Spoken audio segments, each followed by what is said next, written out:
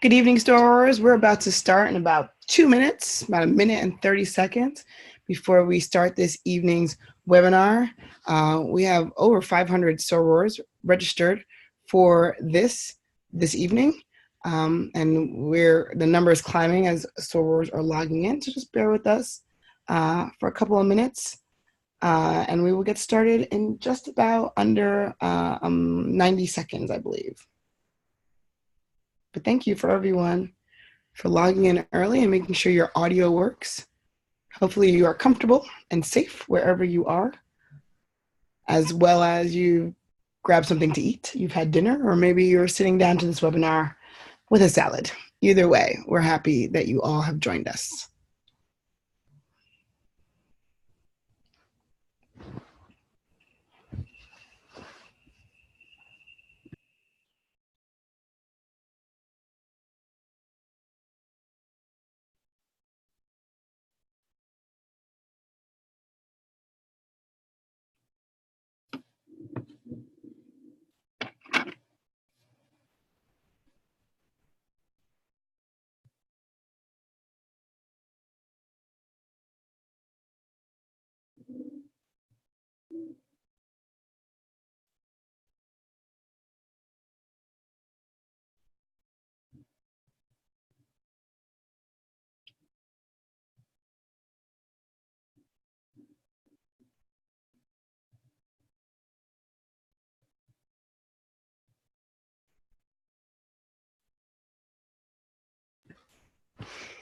Good evening, sorors, and welcome to the first ever diversity seminar webinar that Zeta Phi Beta Sorority Incorporated is hosting for its entire sisterhood.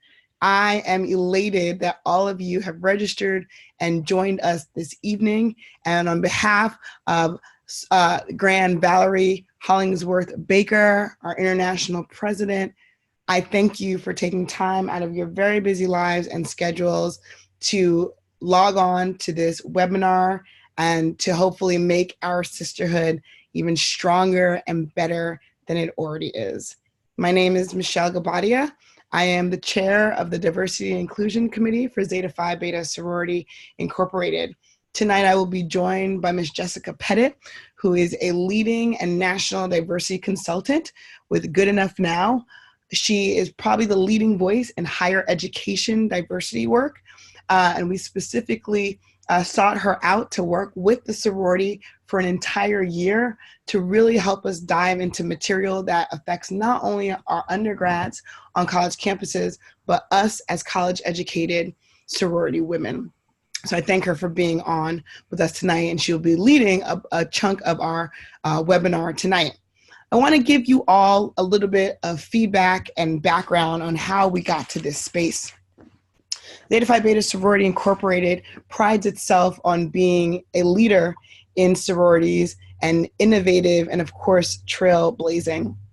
And we never shy away from opportunities to make our sorority better than it already is. One of our tenets is scholarship. And scholarship does not end when we graduate from college, but it really calls us to be lifelong learners in understanding not only our sorority, but the world around us. So earlier this year, when the sorority faced a lot of criticism about a policy that was not in its final stages, that was presented to the sorority inadvertently, we realized that there was a lot of education lacking on our part around some very salient diversity issues in our country and in our sorority.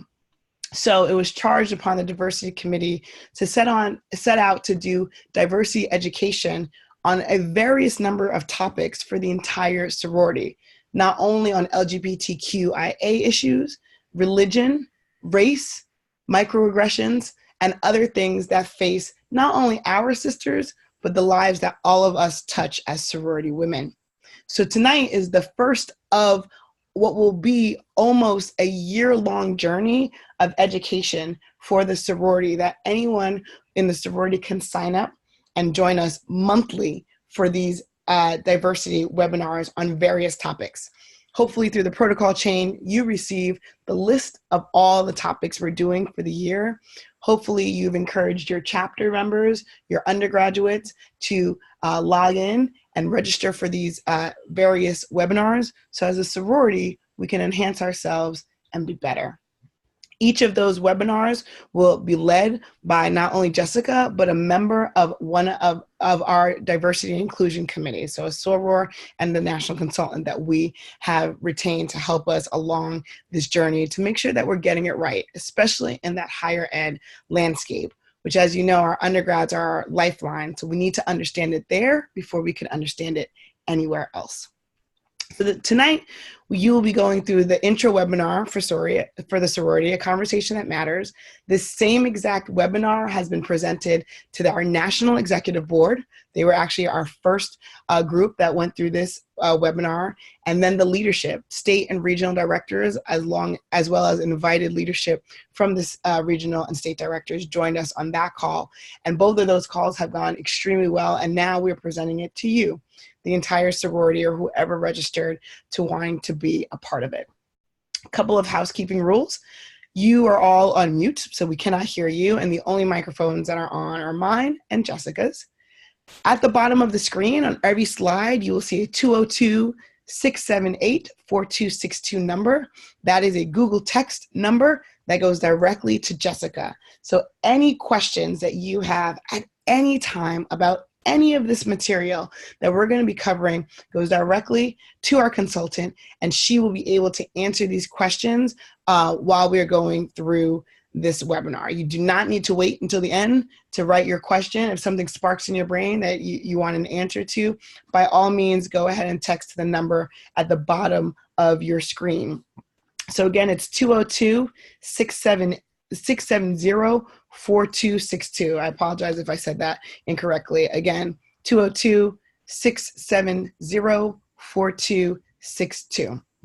And that is the number that you can text. There's also a Zoom webinar chat box feature that a couple of you have already started. You can at any time choose to send a chat to me as a panelist or Jessica as the host, or if you want to send it to the entire body, panelists and attendees, feel free to do so as well. Jessica and I will be monitoring both of those spaces throughout this entire webinar as well. I want to invite and open you right now, sisters, and tell you no question is out of bounds, no question is too embarrassing, and no question that leads to us learning and knowledge is not welcome here. This would be the safe space for you to ask questions that you just don't understand, and we will really try to make it plain for all of you. And that's what learning is all about. You would be surprised at the question that our leadership, National Executive Board, as well as regional and state directors ask. And they were great questions that really show that some things you just don't know. But that's why you are all here tonight, because we're going to go from not knowing to being women who do know, so we can actually make a difference. So to that end, again, I will point out the text number at the bottom of the screen at any time. You can text that number, and it should be appearing on every slide that we go through tonight. And with that, I'm going to hand over the mic to Ms. Jessica Pettit, our diversity consultant with Good Enough Now. Jessica? Thank you very much for having me, and thank you for everyone registering and logging in and being a part of this year-long conversation. Like most of the trainings that I do, we start with a binary. And we sometimes talk about binary as if it's this easy concept that everybody always understands. And what it really means is that we tend to be pretty comfortable with just two options. And in the conversation that we're going to be talking about today, which is specifically around gender-related issues, when I was talking with your national leadership and your regional leadership, as well as when I have done this work over the last 15 years or so with fraternities and sororities across 5 different councils, the first thing that we need to understand is that we're very comfortable with the idea that there are only 2 options, right? Like, you're a national leader or you're not. You're a finer woman or you're not. You are affiliated with an organization or you are not. And in order to really talk about, specifically when we start talking about gender, but to talk about nuances and different conscious and unconscious biases, tonight we're going to be focusing on gender. I want us to take a moment and realize that outside of the binary is a conversation that we need to have. There are times where I'm going to encourage tonight we stay in a binary and then notice what realities exist that might be more complicated between things that we know as male or female or man or woman or masculine or feminine. So I just wanted to kind of start here as a foundation place. For those of you that are familiar with this conversation, or maybe you've attended some of the other trainings or you have this conversation all the time in your life, I'm going to present to you a model that I think is a helpful way to have a conversation. Those of you that are relatively new to the topic, I think it's going to be a step-by-step process that will answer most of your questions as we go along. And then there will be breaks along the way to answer questions through texting. And then at the end, we'll open it up for a larger conversation. So again, starting with binary, what we have to do is recognize not everything fits into a binary, right? So the image I use is kind of Control-Alt-Delete. And what we might think we know, we might need to have a conversation about something that we don't know, or that's something that we thought we knew at one point in time and may not align with current realities. So if you want to play along, you're welcome to draw, or we'll be using a model that is based on a triangle. So if you want to draw along, you need a 3-pointed triangle, 2 points at the top, 1 point at the bottom. We're going to label the points sex, gender, and sexual identity. You may be more familiar with sexual orientation as a term, and I use the term sexual identity on purpose, and we'll talk more about kind of why that is. If it's possible to label them in 3 different ways, what's fascinating is most of the conversations that we have often conflate these 3 things together. And when speaking specifically to a single sex, or what I actually would call a single gender organization like a sorority, we really need to take some time to look at each one individually, because they're very, very different, even though we tend to kind of conflate them all together. So to get things started, we'll start with sex. And again, we like to think about this binary of sex when we're talking about anatomy and biology.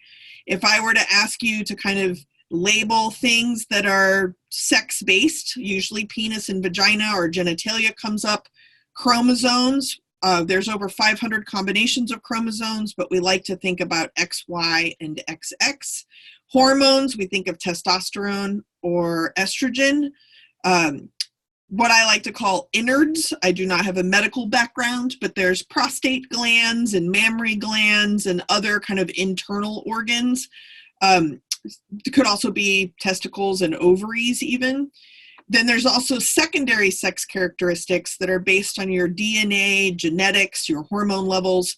That might be the amount of body hair, the depth or height of your voice, how tall or short one is, how big your feet are, things like that. That's a really important thing to kind of understand that exists when we're talking specifically about sex. So before we move on to gender, I just want to kind of check in and see if there's any thoughts or comments or questions specifically around the definition of how I'm using anatomical biological sex. And when we're thinking about, and Michelle, just in case there's anything coming in, I'm about to ask and see if you have any questions. Before I do that, I just want to name that one of the things that comes up when we talk about sororities or fraternity organizations specifically is we often talk about them being single sex. Title IX language comes up as single sex. The Department of Education has written a letter where sex and gender are often used as synonyms to kind of describe the same pieces. And what I think is particularly interesting is most organizations are actually single gender organizations, and I'll explain what that means. But it's largely because most of us do not know our chromosomal makeup, our hormonal makeup, any internal organ issues that we may be having, unless we're having puberty, fertility, or menopausal related issues. It's certainly not an icebreaker. It's certainly not part of an intake process of knowing this information. It's generally socially unacceptable to ask this information. But often when I work with corporate organizations, associations, fraternities and sororities, etc., a lot of the existing policies use, in this case, female, or use sex-based language that are based on female or male, based on anatomy, biology, and the assumptions that we make about each other's bodies.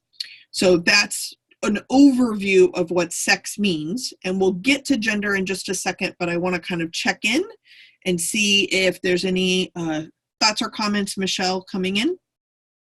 No, not yet. But I want to emphasize a point that you've made here, Sure. Jessica, that Zeta Phi Beta, for a long time, we call ourselves a single sex sorority. And I want us to be challenged by that term, sorors. Not that that's incorrect per se, but we don't draw blood, and nor are we going to, and we don't check chromosomes when we do intake and bring people into our organization. So without knowing the DNA composition of our sisters, calling ourselves a single sex organization is actually the wrong terminology. Because like Jessica has just said, we don't check for genitalia, we don't check for chromosomes, hormones, or any inner body parts. So really what we are is a single gendered organization, and that's what Jessica is going to explain now. Right. Even I would say outside of a fraternity and sorority context, most of us don't actually know our own chromosomal makeup or hormonal makeup. I have had a complete hysterectomy, but I don't know that that necessarily changes who I am or how I identify, or certainly how I'd be perceived by other people. But I don't technically have a cervix or ovaries anymore. I use a patch to replace my estrogen. So when we start thinking about these things, often we have conversations that are about medical interventions or medical ways of being.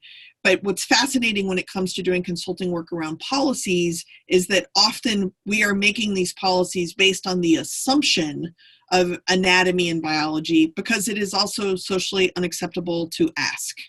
So fascinating. So then let's move to the gender side of the triangle. I'll stop after each point of the triangle, but I want to get through the whole triangle so we can see how sex, gender, and sexual identity actually differ from each other, and then how or why we conflate them all together as one thing. So moving along, if we were to talk about what are gendered things, we would be here forever, because gendered things could be gender roles, gender identity, gender perception, and gender expression. So what's interesting is that gender roles, gender identity, and gender expression tend to be kind of the outbound messages that we send about our masculinity or our femininity, our particular values, our belief systems, how we express or dress, how we present ourselves, when we are trying to be the most respectful, perhaps at ritual or some other kind of event that is happening within the organization. What does on point look like is a very subjective thing that is also very gendered.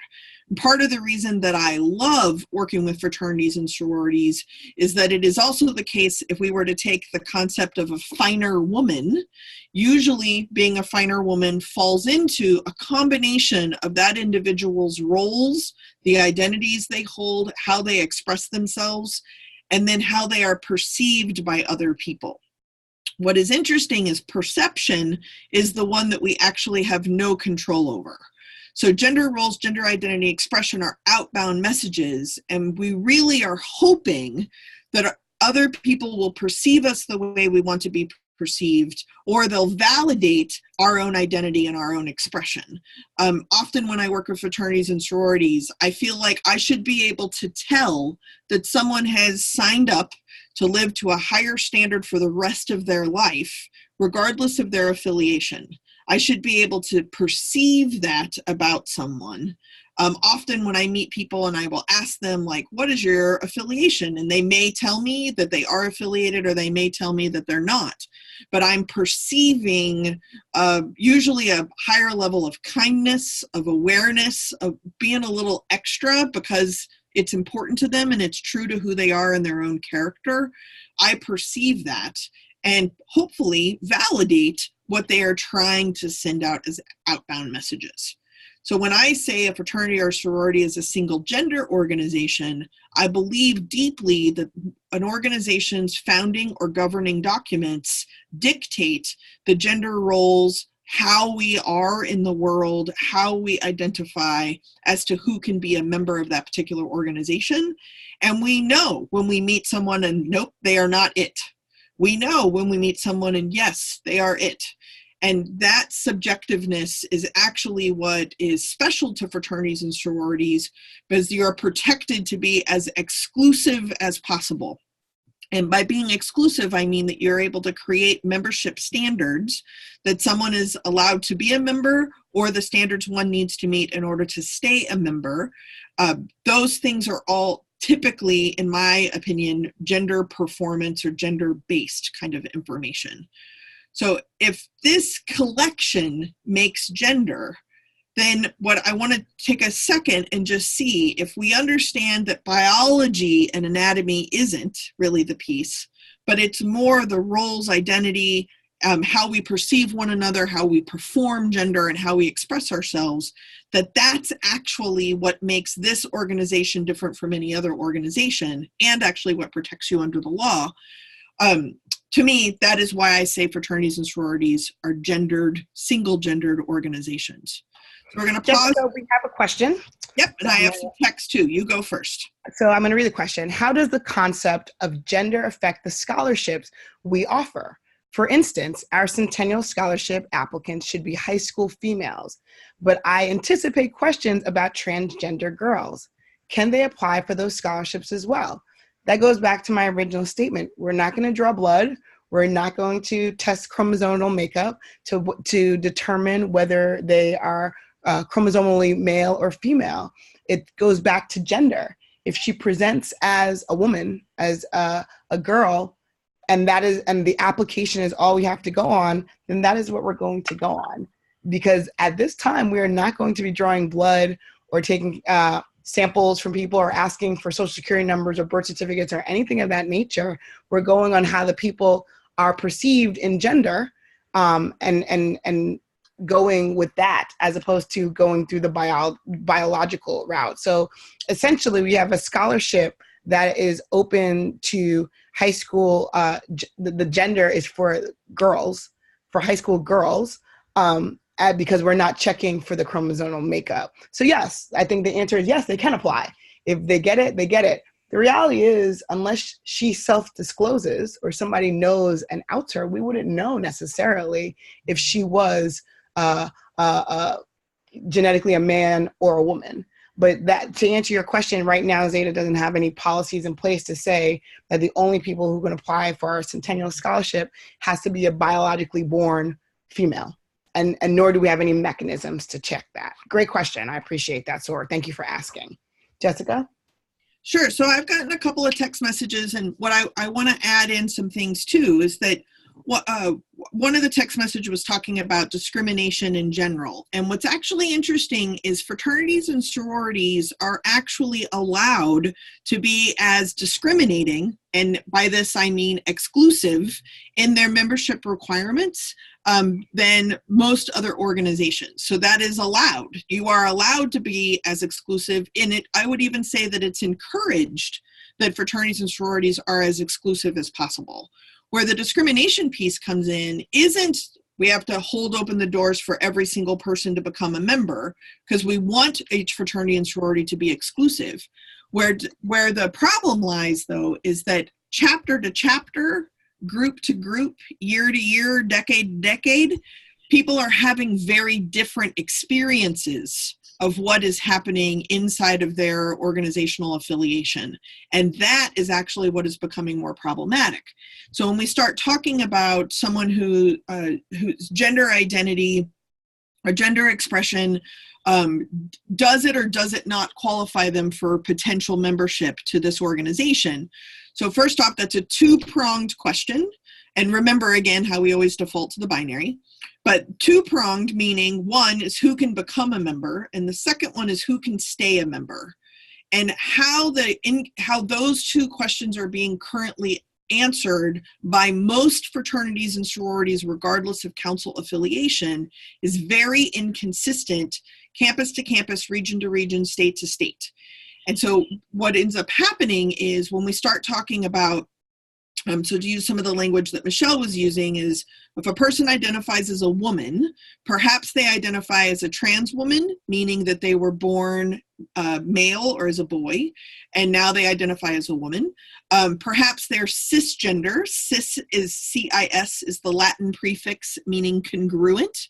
So someone like myself was labeled as a girl when I was born. I was raised as a woman. Once I had a sense of agency about myself, I still identify as a woman. Therefore, those things are congruent. So if membership to this particular organization is open to people who identify as women, then that might be where we're talking about trans women or women. People who, there's another question that came in about what about folks that are outside of the binary? So meaning they don't identify as men or women. Can they join? That is a conversation that most fraternities and sororities have not actually taken in, because the binary conversation about who can come in or who can stay in is already kind of a starting place. The organizations that have taken into consideration gender nonconforming, gender non-binary, or androgynous folks, typically they create a national policy that allow the chapters to dictate who gets to become a member. That is not necessarily a best practice, because then again, we go back to the original problem of region to region, things are being done differently, which could actually jeopardize your freedom of assembly more than kind of bringing in some kind of discrimination based on sex or gender. The other thing I wanted to mention is that gender is also about masculinity and femininity, which gets to one's expression. So someone may identify as a woman, but also identify or present themselves in a more masculine way or in a more feminine way. They could be cisgender or they could be trans. They could identify as androgynous, masculine, or feminine. So when we start talking about roles, identity, and expression, again, these are the outbound messages that people are sending out to other folks, hoping for validation and perception. When we start talking specifically about who can become a member, who can qualify for scholarships, volunteer roles, leadership roles, things like that, we then move into the second question, which is who can stay a member. And depending on who can stay a member depends on typically written policies. And when I work with most fraternities and sororities, there are very few actually written policies that are about gender identity and gender expression. One, because these words weren't necessarily used when a lot of these organizations were developed or the governing documents were developed, so it wasn't particularly mentioned.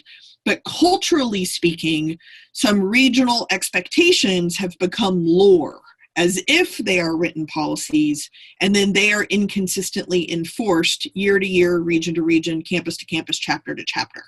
Absolutely. So that's where gender happens. Go ahead, Michelle. And so one of those places is, sorors, to put it in Zeta speak, is our ritual, right? Our ritual is written that you are to wear a white dress, and there's this debate, or are pantyhose or hosiery required or not required? Depending on the region you go to, you will see sorors with hosiery, and you will see sorors without hosiery. You will see sorors get into necrology with uninterrupted white, including the hosiery and the shoes. And then you'll go to some regions and that's not happening. You see that at Boulé, you see that at regional conferences. So that's what Jessica's talking about if we're going to have a policy that is specifically rooted in gender, it does need to be enforced all the way around, or then we get into discriminatory practices. And that's something, all of these questions are amazingly valid. And these are things that as a diversity committee, we've presented to the national board that Zeta is going to have to decide and wrestle with and come to some consensus on, because right there in just something as small as hosiery, then the way that's enforced and whether or not you're allowed to engage in parts of our ritual is not always enforced the same way. And because of the way people are presented in their gender roles, that may or may not want to be a thing for them. And if it is going to be enforced by our sorority, then we have to do it universally. I am a soror who always wears a dress to ritual. I always wear a white dress. I have 2 white dresses in my closet that I wear, but I hate pantyhose. I hate them with a passion of 1,000 fires.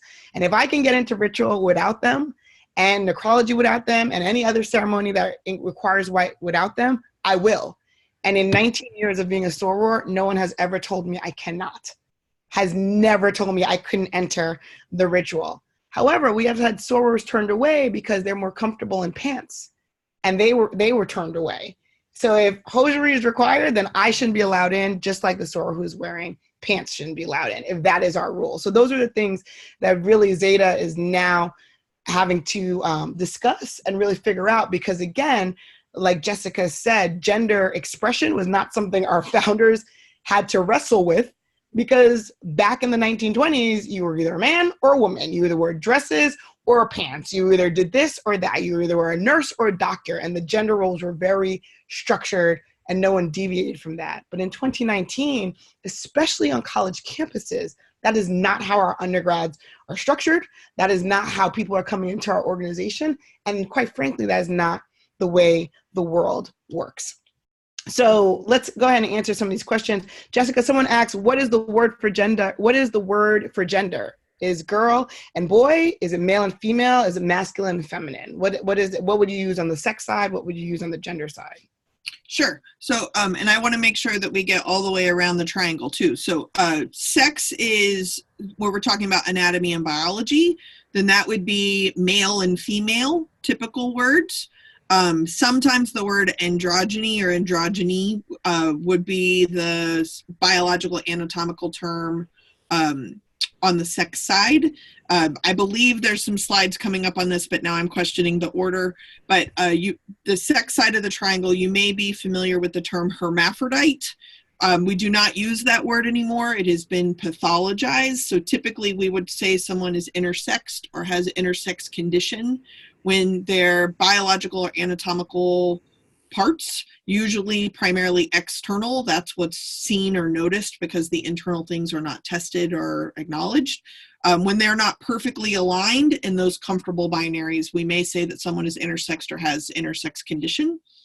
Because of the internet and because of some community visibility, it's becoming more and more common for intersex folks to be able to find one another.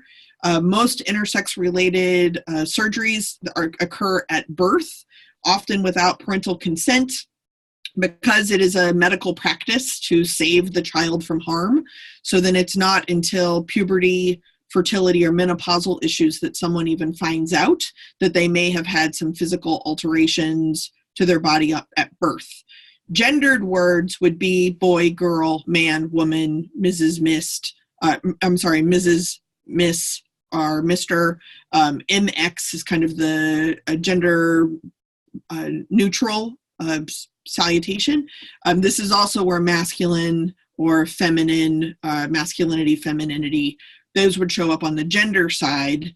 And then we've talked a little bit about the trans umbrella term. I know these slides are coming, but the gender side is where the T would show up, specifically where someone isn't or doesn't identify as cisgender. They would identify as trans or gender nonconforming. That would show up on the gender side of the triangle. Great. We had another question, and you probably are going to start talking about this in sexual identity. So I'm going to let you start talking about sexual identity, and then we'll see if we can't answer this other question that we got. Go ahead. Perfect. And just to be a little bit more advanced, since you brought up the pantyhose conversation, this came up in the other two iterations for a very long time. And I also think it's important to mention is that some people like pantyhose, some people don't like pantyhose, some people like what is considered feminine clothing. Some people feel more comfortable or more dapper, more respectful in what might be considered more masculine clothing, even though all of these folks identify as women. But we also talked about people who may have medical needs and they're not able to wear pantyhose because maybe they have a colostomy bag, or perhaps they're older and they don't have a very solid balance. So getting in and out of pantyhose can be really challenging. So when we start thinking about gendered expectations, it is also important to layer on different social identities. We're talking about class, like whether people can afford some of the clothing that's expected, whether their size, their medical abilities, or physical access. Those things can also come up when we start talking about gendered expectations. Okay. So I'm checking for text. Okay, good. So we're going to keep going. Great. So here we go. So this is the I for intersex. So when you hear LGBTQIA, that's the I. So we talked about intersex, or a person with intersex condition, which we use now instead of more pathologized terms. The T is on the gender side.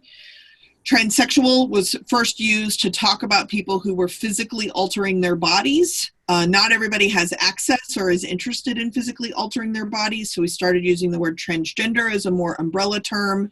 That was shortened to trans to be more inclusive. Trans with an asterisk is also frequently used. Sometimes there's some questions about cross-dressers, drag kings, and drag queens, which sometimes are put under the umbrella related to trans or gender nonconforming folks.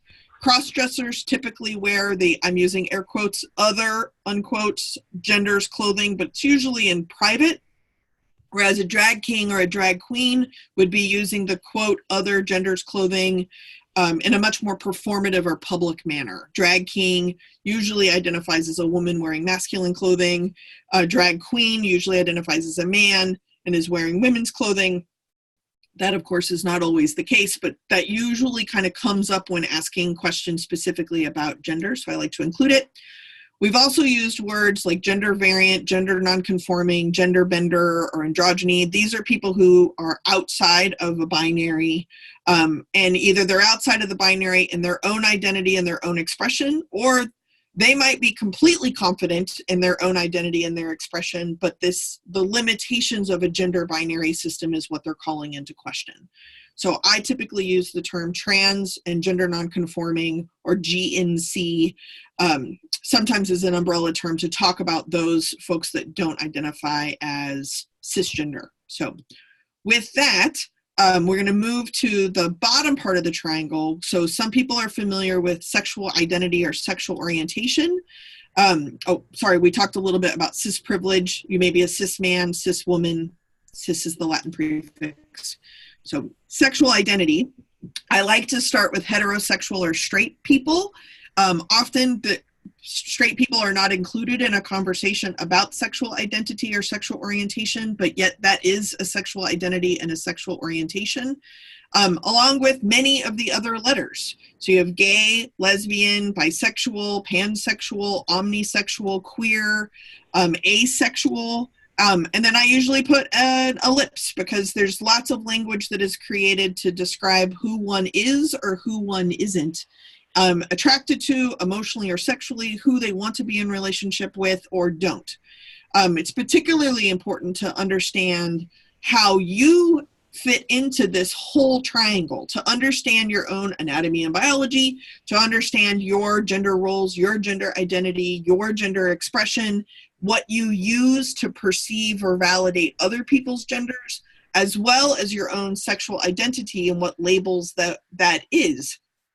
Often when I do this training, specifically when we get to sexual identity, people, specifically straight people, are surprised that they hadn't noticed that they hadn't been included in the conversation before. So if that's happening, welcome to the conversation. Also, it's fascinating when there's words that people don't necessarily know the definitions of, like pansexual or omnisexual, asexual.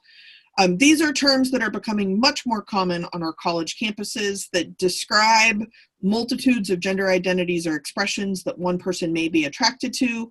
Or when we talk about asexual, an asexual person isn't interested in a romantic, emotional, or a sexual relationship with someone else, and that is their sexual identity.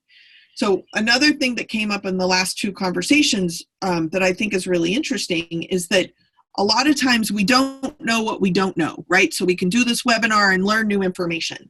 But you also need to know what you do know, which is like where you fit into this triangle. And then lastly, especially for those of you that have been affiliated with the organization for a while, what did you know? What do you know you knew at one point in time? What was your experience? And are you expecting that same experience to be happening right now in 2019 in every campus, at every chapter, in every region? And what ends up happening is we have to take responsibility for what we know we used to know, what we knew at one point in time, and recognize that that may not be a campus-to-campus reality anymore. And so that's where learning new things and taking in new language and things like that is important. Absolutely.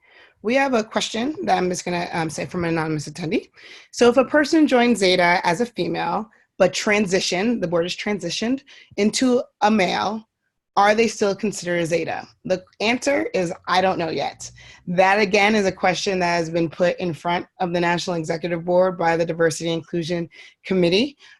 We have intake. We don't necessarily have outtake yet. So that is something the National Board is discussing. What happens if someone transitions? They were accepted into membership as someone who presented as a woman, who lived their life as a woman, had the values that we espouse to in Zeta Phi Beta, and then along their journey, transition and now living their life as a man, and completely. What does that do to their membership? Again, we don't have an answer for that yet. That is something that until 2019 hit, Zeta was not addressing, like every other organization in the country. And I'm talking about every council, white, Black, Asian organization. Everyone is grappling with this. Do you lose your membership because you've transitioned to another sex is the question that we are asking. Something that I want you to ponder. I'm not saying this is policy or law. Something to ponder, though.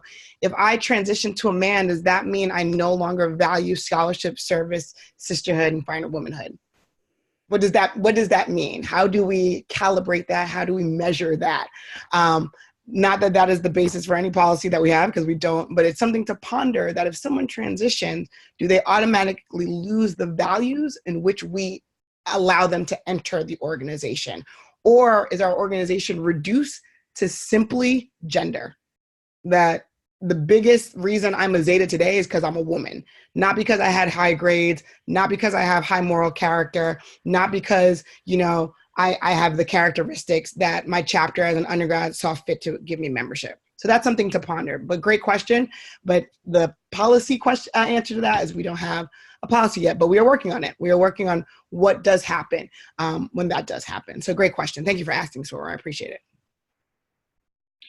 I'm getting a number of text messages in as well, and so I just want to clarify that the Diversity Committee, as well as the leadership, is currently examining the conversation about what do the bylaws say, what do the governing documents say, what do we want to do, what kind of precedent, where do we want to lead, either other NPHC groups or other sororities within the country. Like, all of that is currently under review, so you're not late to the conversation. Welcome. There's also some conversations that I want to address, and I think this next piece will get to this. So if we have a semi-clear, muddy understanding of sex, anatomy, and biology, gender, which are roles, identity, expression, and what we need in order to perceive or validate other people, and sexual identity as these separate things, straight people, lesbians, bisexual, asexuals, etc., I want us to just notice that the cliff notes, right, is that between sex and gender, sex is what I assume is in your pants. Gender is the pants themselves, how they're walking down the street, who they're friends with, what fabric they're made out of. And then what I assume you do when your pants are off. That's the sexual identity piece. And it's a really important thing to understand that when we conflate all of these things together, we're doing a disservice as a highly exclusive single gendered organization. So it is important to understand that very few of our policies or practices are intended to be single sex, because it's socially unacceptable to ask for a lot of those questions. Our policies and practices, generally speaking, in any fraternity and sorority, are affirming to a single gender expectation. And that single gender is based on a certain set of values and a certain set of beliefs of how that gender should be performed. And then when we start talking about sexual identity, a question came in and was asking, like, okay, so if we understand sex and gender, why is it still so hard for people to understand that lesbians exist inside of this organization? And homophobia is real. And it is a very important thing to understand how homophobia is different than we start talking about transphobia. Or when I said bisexuality, there could be bi-identified members. There probably are, statistically speaking. Pansexual or omnisexual are folks that identify as being sexually or romantically attracted to more than one gender expression, whereas bisexuality kind of defers to this binary again. And statistically speaking, all of the sexual identities are part of Zeta. All of the gender expressions are part of Zeta. And it is also very possible, some people have text messaged me as well, some information about either friends of theirs or relatives or even possibly themselves, where they were having either puberty, fertility, or menopausal issues because of their biology or anatomical parts may also vary.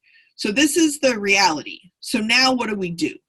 So when we start talking about advocacy, there's an oppressive force that exists between sex and gender. It's called sexism. And in a sexist society, we like to blame everything on cisgender men, right? Male men. They don't necessarily work for the Postal Service, but they are cisgender men.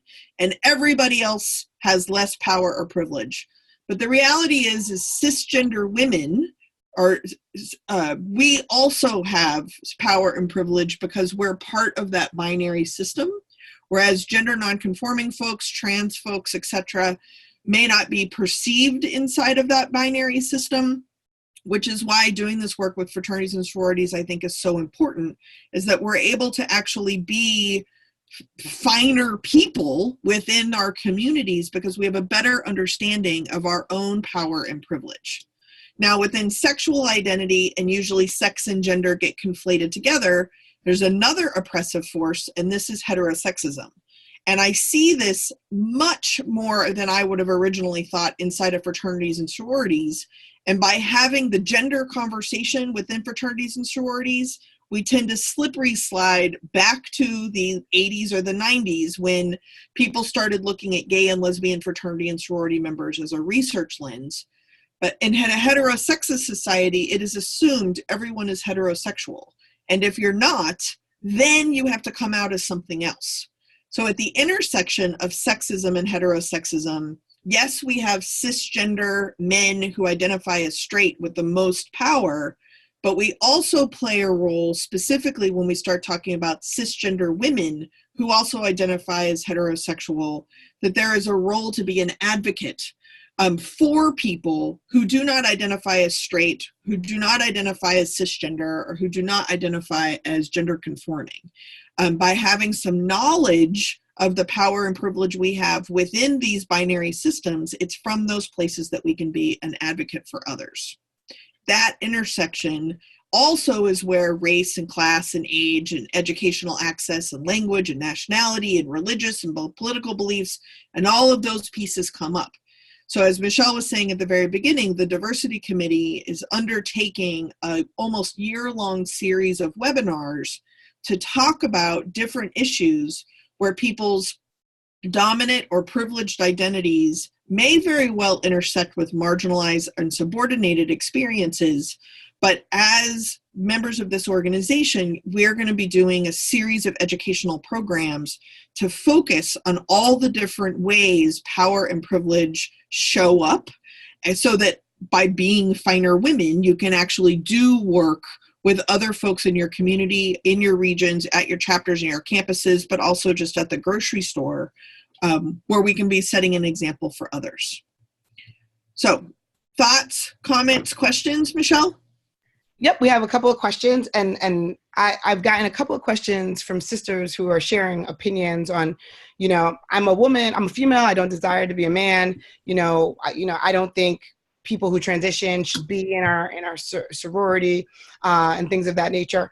Great comments and questions. I'm gathering all of that. Again, this is why in 2019, the sorority is actually taking a look at our policies and our procedures and our bylaws, because this is not anything that our founders anticipated, right? The concept of being trans in 1920 was not a concept at all. So while our sisters have very strong opinions on that, and perhaps this will come up for a vote at our boule or things of that nature, the sorority is literally just starting to have the conversation on, okay, what do we do if a person who was born a woman joins Zeta and then decides they want to live and believe that they are a man? What do we do? And the answer is, we don't have an answer.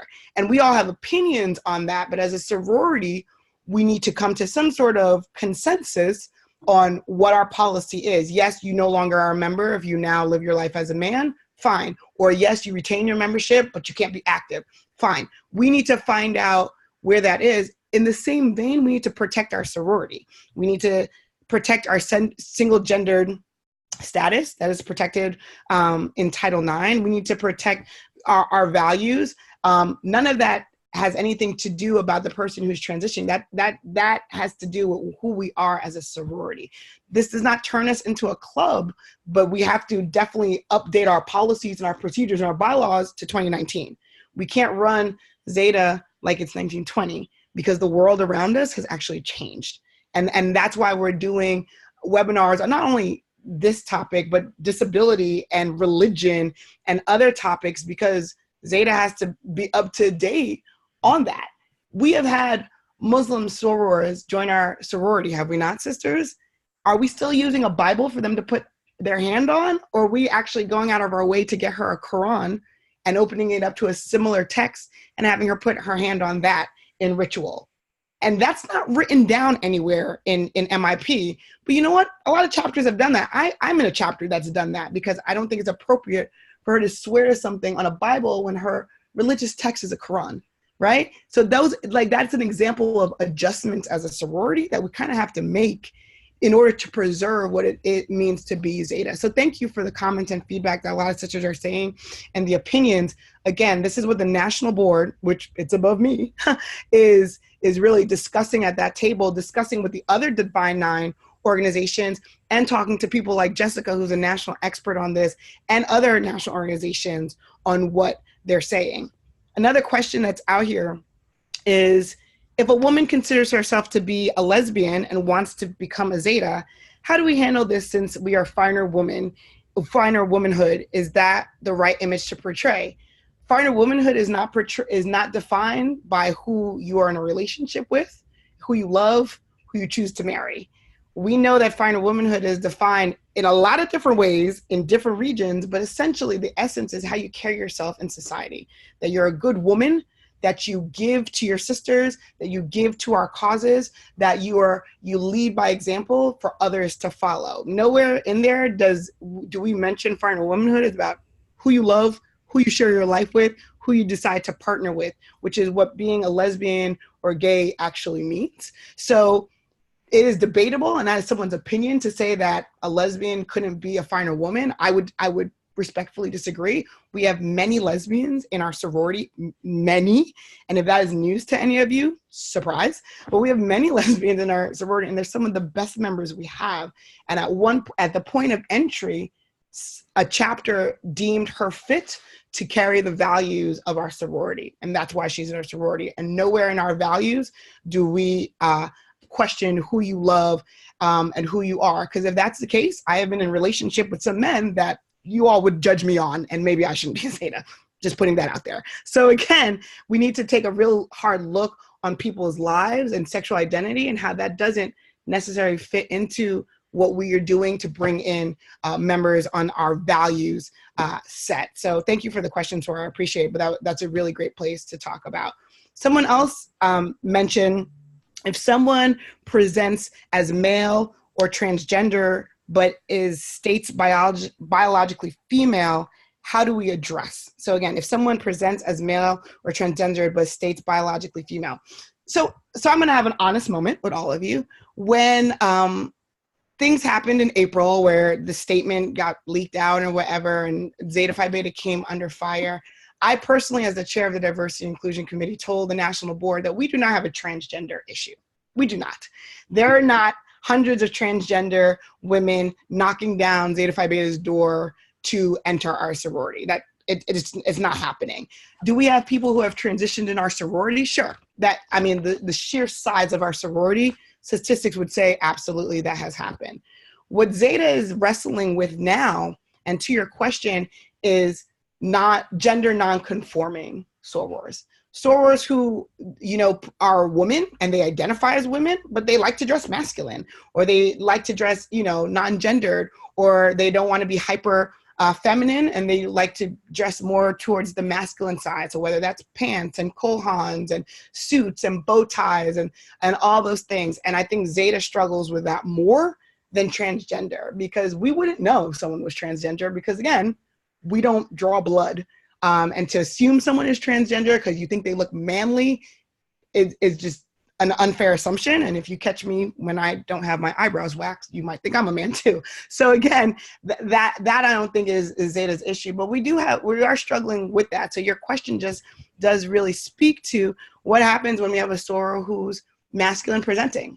She identifies as a woman. She is a woman. She identifies as she has that expression in some of the areas of her life, but she likes to dress masculine. We don't have a policy on that.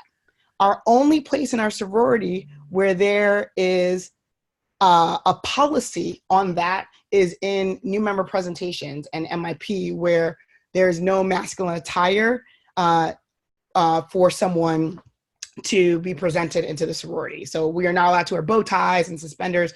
And we see that a lot on the undergraduate stage, and we've been regulating that. But no masculine attire is allowed in membership intake process. But besides that, we don't have a policy on that, except in ritual where it calls for a dress. So can I say something? Yes, please. So you're doing a great job. So what I want to do is I went back to this particular slide because what I want to do is I want to show that question in this triangle so that people know how to have the conversation moving forward. Absolutely. So if we have a member, let's say we have a Zeta member, right? So biologically, anatomically, they were identified as a female at birth. They identify as a female, whatever that means in the binaries of what their anatomical or biological parts there are assumed to be, they identify as a female.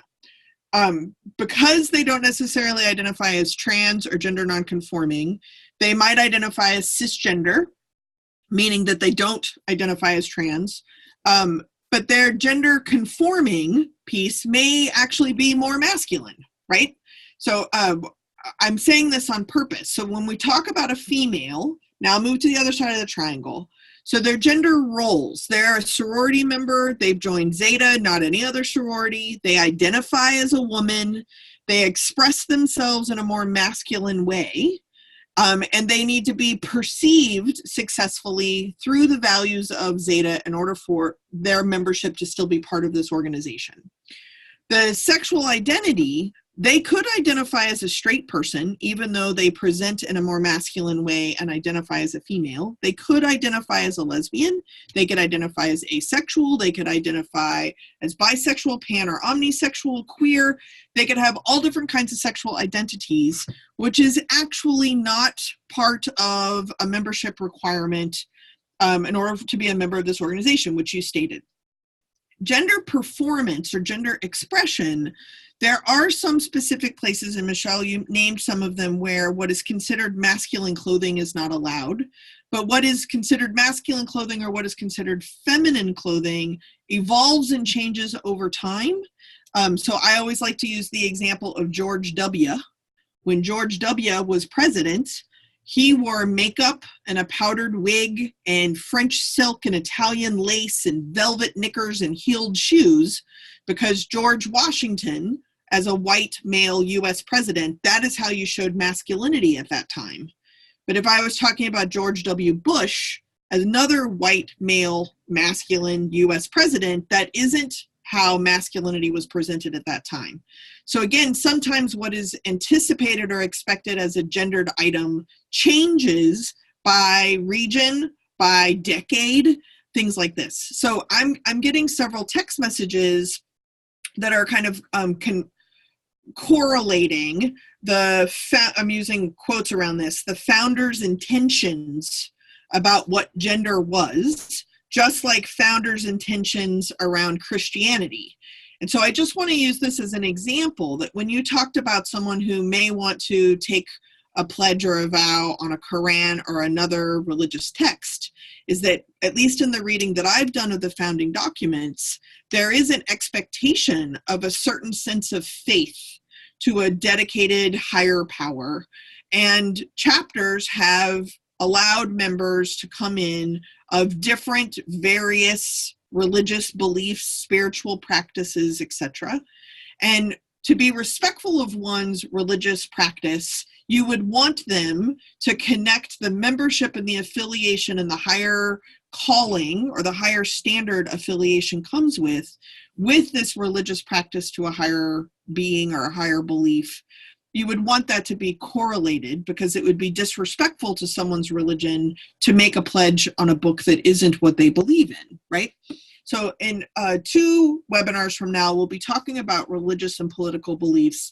And I just want to use this as an example that for those that identify as a Christian, specifically, I would say a Protestant Christian, there is some power and privilege that comes along with the assumption that the founders' intentions meant that versus something else when it isn't actually specifically articulated. Same thing goes when we talk about the 1920s. Gender nonconforming people happened in the 1920s. Trans people happened in the 1920s. There were actually like medical practices even being tested on humans around gender or sex identified ways that their bodies showed up. There were lesbians, there were bisexuals, there were asexuals, there were straight people in 1920. But none of those things were specifically documented in the founding or governing documents, which is why you are at where you're at now, is to have a conversation that's catching up with the cultural norms and practices and how widely varied they are across the country. We have another question. How can sorors who are part of the LGBTQIAP+ community break generational gaps with Zetas who are older and may maintain mentalities from the 60s, 70s, 80s, etc.? Great question. You know, Zeta is a unique organization where we have people as young as 17 in our sorority and as old, north of 85, 90 years old. That's a lot of people who value the same things, but see the world very, very differently. And that gap can be seen in our leadership, our executive board. We have undergrads on the executive board. We have people who've been Zetas for decades on our leadership and in our regional places. So that is an interesting, how do we come to a consensus around that? I think we start here. You know, there are over 370 something women on this call tonight. Sorors who came to the table to talk, to learn, to have their minds open. And my hope is that all of you sisters go and talk to somebody else and say, hey, I was on the first Zeta diversity seminar and I learned some things I didn't know. And maybe we should look at things, I don't know, a little differently, not change who we are as Zeta. I don't want you to hear that from me, sorors. I will be the first to tell you that I'm a sorority fundamentalist. I believe in sorority. I believe in Zeta. I believe in our values, and I've never questioned why I've joined. But I do realize I live in 2019, and think the world has changed, and I want Zeta to evolve and still be relevant in 2019, which means she needs to understand the world around her. So with the generational gaps in our sorority, we need to do more of this dialogue.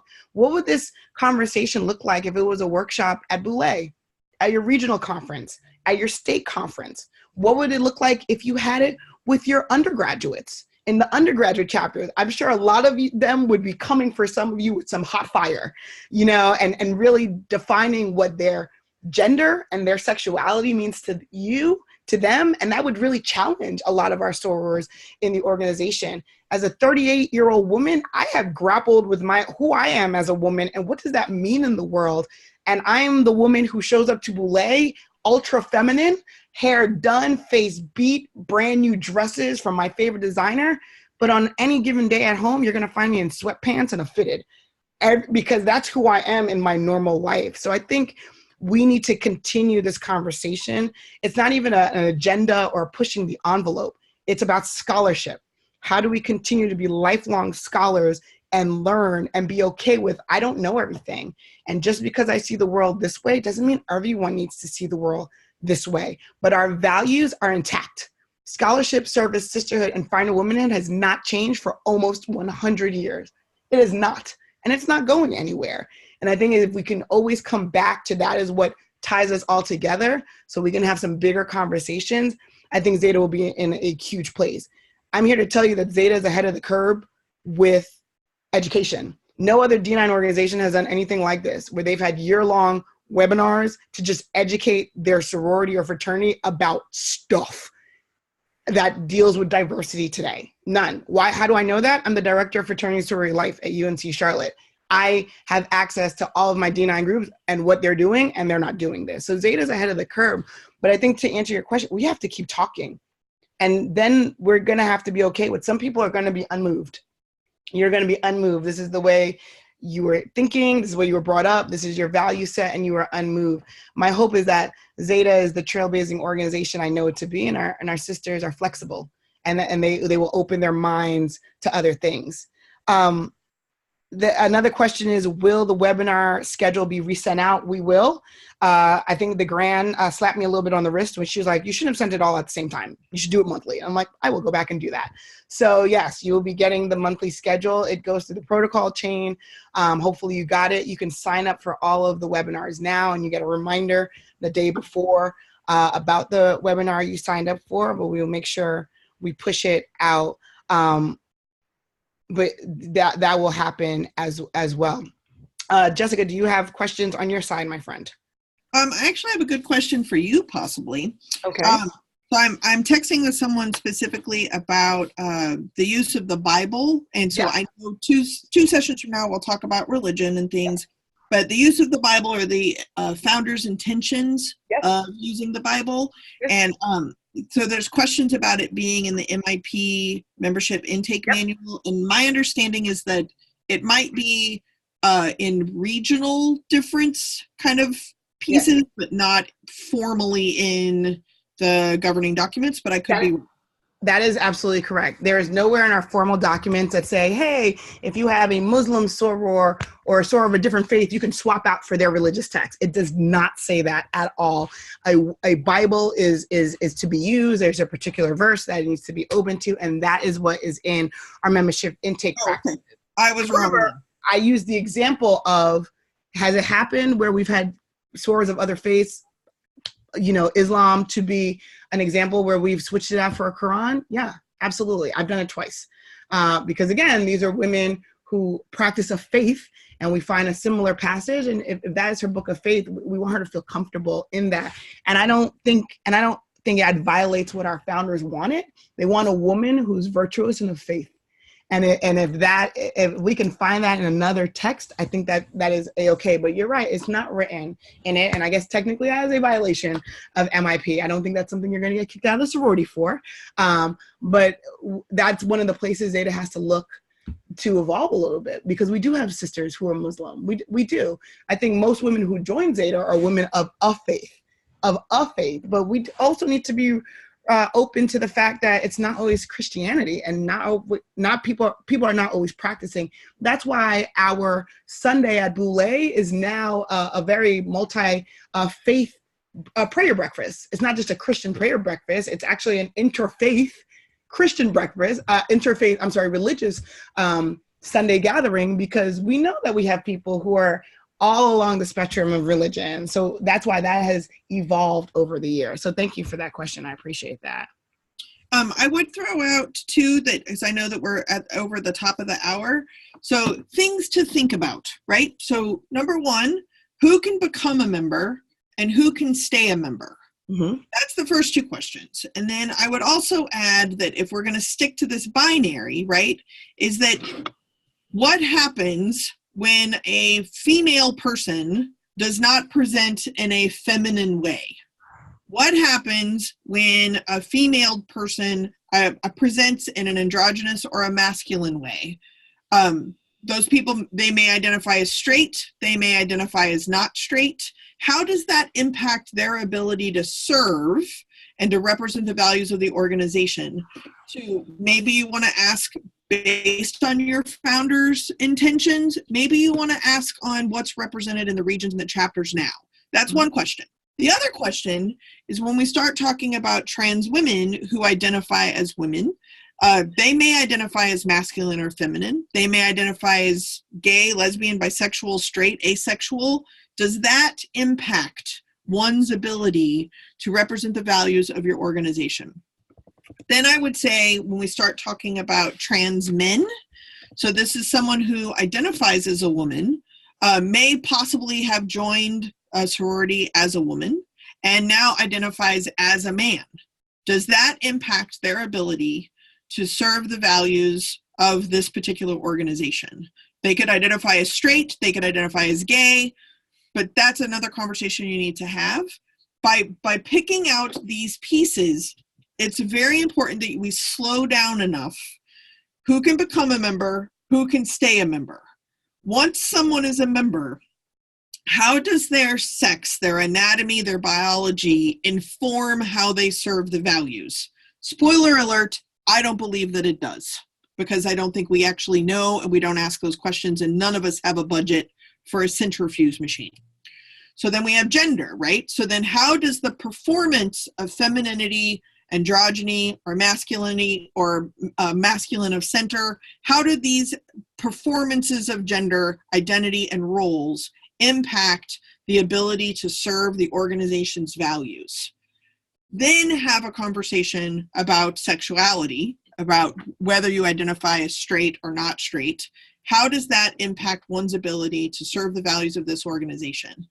If you have that conversation, you can then revisit in a much more informed way who can become a member and who can stay a member. Remember, fraternities and sororities are exempt from Title IX and other regulations that deal with single-sex organizations. When I work with the NCAA or the Olympics, etc., what we're really talking about within the fraternity and sorority world are single-gender organizations that get to be as exclusive as they want to be.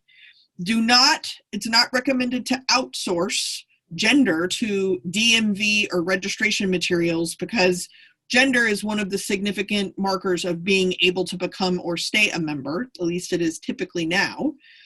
So looking at your exclusivity as Zeta Phi Beta Sorority Incorporated, the values that your organization stands for, do they get impaired by a variety of gender identities and expressions, by being cisgender or trans-identified, or gender nonconforming, by being straight or not straight? And if we can engage in that conversation, then we can actually work together to develop clearer, more consistent policies that actually represent what's actually happening at the chapters in the different campuses in the different regions. I know that September 24th is the next webinar, and we're going to be talking more specifically about the stereotypes and kind of the knowledge that we have around straight, gay, lesbian, bisexual, and transgender, what that means, what those stereotypes mean, so that if we can have these two conversations, one, we can kind of move along, and then next up will be religion and politics. Then we'll get to unconscious bias and all of these other pieces, but we wanted to start here. So thank you very much for having me. I'll continue answering texts, but Michelle, I'll pass it to you to close out.